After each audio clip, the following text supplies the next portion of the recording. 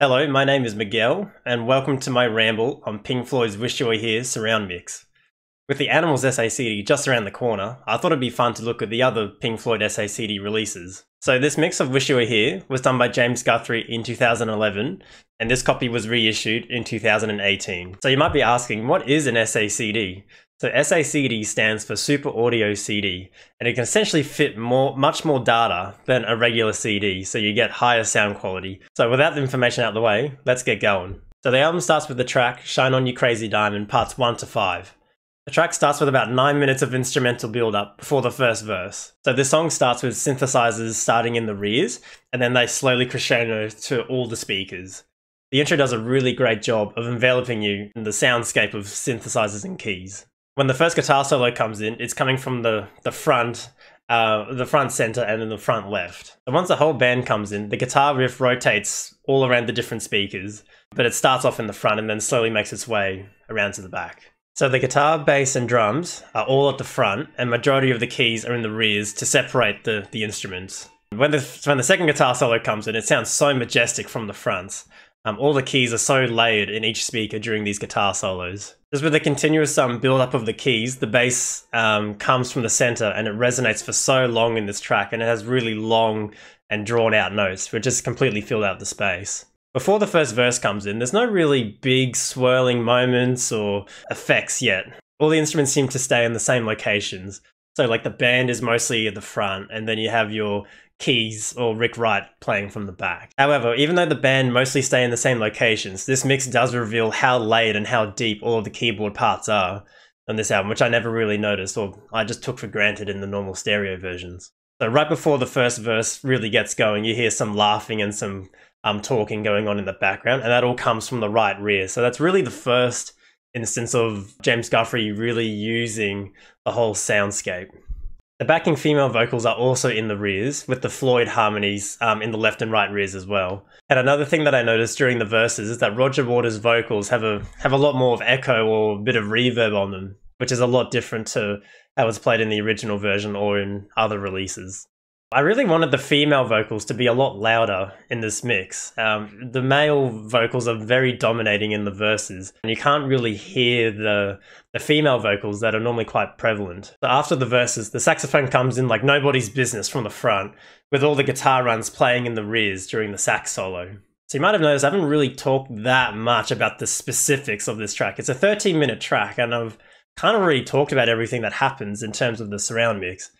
Overall, I'm not super blown away by the mix itself, just because it's mostly the band at the front and then Rick Wright playing his keys behind you, with every now and then a guitar riff coming towards the back or the saxophone at the end of the track spiraling around. That's really about it. I can't deny that the audio quality is fantastic on this SACD, but for a 13-minute song to only have that amount to talk about is a bit concerning. But after Shine On You Crazy Diamond parts 1 to 5, we do move on to the second track, Welcome to the Machine. So this song starts off with lots of buzzing and noises coming from the left rear, and they start off so loud, and they actually scared the fuck out of me when they played. I actually had to pause it and and go back and figure out where it all came from, because it all starts in the left rear and then it like goes across the speakers really quickly. Like for me, this is already such a good start to the track. The wind and the alternating synth notes, they alternate between the left and right rears. It sounded so spooky. The acoustic strums that David Gilmour plays alternate between different speakers. So it'll say like come from like the left front and then be the right rear and then the right front and then the left rear, and like each strum is in like a different speaker. It's very cool. And then once after the acoustic guitar and the band start coming all in, the keys just go up, crank it up to 11. It is absolutely insane. All of the sound effects and all the wind and all the miscellaneous noises, they come from all over the place. Each beat, they're in a different speaker, alternating from the front and the back. The vocals project out from the center, cutting through everything that's being layered on in this song. This track is so much louder than Shine On You Crazy Diamond. It's almost like a different audio engineer or different mixer did this track compared to Shine On. The clarity and sound on this song as well is absolutely incredible. I've heard so many versions of this song where the synthesizers seem to peak or just sound very harsh, but that is definitely not the case with this release. As the song builds and builds even more, the bass notes and the key parts just keep getting fatter and fatter.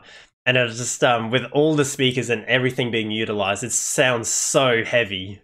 And as we're getting towards the end of the track, the loud synth notes start in the left rears, and then they almost resolve in the front right. So it's almost like it's playing across you. I've never experienced something like that before, and I've got no idea how you can start a note somewhere and then resolve it at the other side. It's very cool. So the sound effects that play at the very end, they actually come through the subwoofer. So they come through the 0.1 of the 5.1. It just makes the whole room rumble with how much is going through there. So this track is absolutely insane. It's an absolute system tester. This is what you want to show people when they come over to hear your surround setup. This song never used to be a favorite of mine, listening to it in stereo or like on my vinyl record, but the surround mix completely changes it for me. So after the amazing Welcome to the Machine, we move on to the equally amazing Have a Cigar. The guitar starts loudly in the left rear, as the bass accompanies well coming from the center. So the bass guitar and the lower register keyboard parts sound really heavy and fat on this song. There is again great instrument separation, with mostly the keys in the rears and the rest of the band at the front, just sort of similar to Shine On You Crazy Diamond. So Have a Cigar is by far the most rocky song on the album, but unfortunately that also means it's probably the most straightforward surround mix. What this mix reveals for me with Have a Cigar is how many little guitar parts are playing underneath all the vocal lines. You can hear them playing from the front and then also in the rears as well, but I never realized how layered the guitars were or how many different little parts are going on. So the guitarists also play around in the rears, so it's not just the band at the front and keys at the back. There is a bit more going on as the song progresses. The guitar solo kicks ass. The rhythm guitar plays underneath everything in the rears, so you're getting your massive solo coming from the front, and then your rhythm guitars move to the back. So the massive swell at the very end of the song completely envelops you before the radio effect starts playing in the right rear only.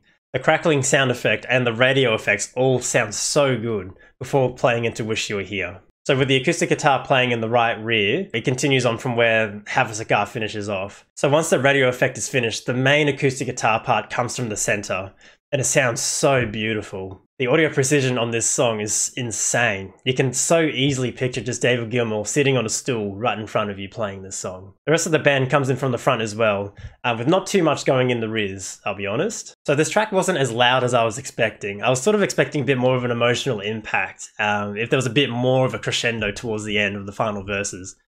For me, the song Wish You Were Here is usually one of the highlights of the album, but with the big emotional impact and the big build up to the final verses. But I just don't get that as much from this mix as I do compared to the normal stereo version that I'm used to.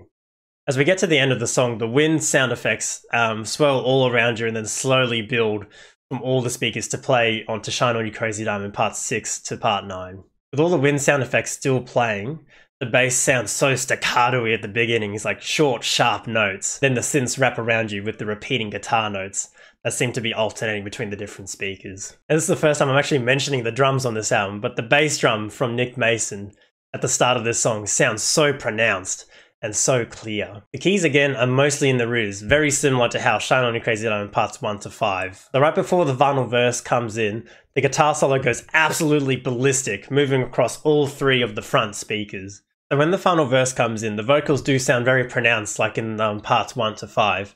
But again, the female vocals are still way too quiet for my liking. The music jam after the last verse is so groovy. It feels like there's mostly reverb going to the rears, with the whole band jamming from the front.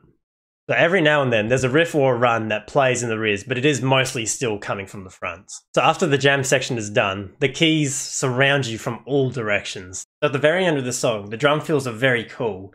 So Nick Mason plays just single tom fills, but they start in the right rear and then go from the left and then to the left front and then right front. So like it alternates with which speaker at the very end of the song. It's a very, very cool surround effect. So for my final thoughts on this release, I think the SACD format lends itself to this super dynamic album. However, the 5.1 mix on its own doesn't blow my socks off. This is the clearest I've ever heard this album, but I think it might have more of an impact in stereo compared to the surround mix. So normally in stereo, Shine On You Crazy Diamond is the highlight of the album, but in surround it's the weakest offering. And when Shine On You Crazy Diamond is quite literally 25 minutes out of your album's 45-minute runtime, then that's a bit of a problem. I guess this album has so many long, held-on notes that there's not much that you can really do with those parts in terms of surround mixing. However though, this mix has shown me how many keyboard parts Rick actually layered on during these songs. For me, it is so hard to summarize how I feel about this version of Wish You Were Here. On the one hand, I absolutely love Welcome to the Machine, Have a Cigar and Wish You Were Here, but it's bookended by such a lower standard of mixing. I still love this album to bits, which makes me want to enjoy this surround mix so much more than I do. It just doesn't fill me with the awe and imagination as other mixes have. I can't deny that the content on here and the sound quality is top tier, because this album is still fantastic. The instrument separation is very obvious and clear, however it is let down by the lack of adventure on all of the parts of Shine On You Crazy Diamond. So that concludes my 5.1 review of Wish You Were Here. The next video will be on the SACD of Dark Side of the Moon, just to build up hype for the Animals SACD that's coming out very soon. Comment down below what you think of this album. I'd love to hear from you and start a discussion on this album. Bye!